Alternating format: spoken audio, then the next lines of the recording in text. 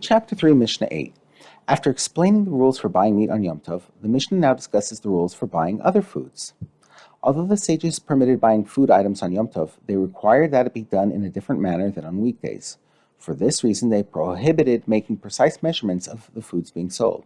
Our Mishnah discusses the extent of this rule. We now turn to the words of the Mishnah.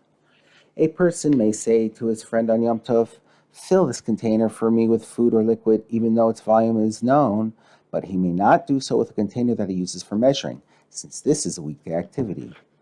Rabbi Yehuda says, if it is a container fit to be used for measuring, even if it has never been used in that way, he may not ask his friend to fill it.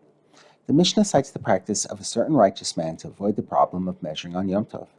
It once happened with the sage and merchant Abba Shaul ben Botnis that he would fill his measures before Yom Tov and then give them to his customers on Yom Tov. In this way, he could sell them precise amounts of wine and oil without violating the prohibition of measuring on Yom Tov. The Mishnah cites other views concerning this practice.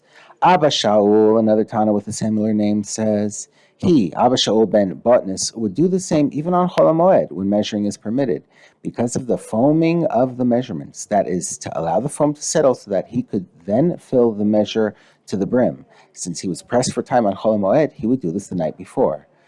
The sages say he would do so even on weekdays, because of the draining of the measures, that is, to allow the oil he was selling to drain overnight from the measuring cups into the customer's containers. The Mishnah concludes with another law relating to buying food on Yom Tov.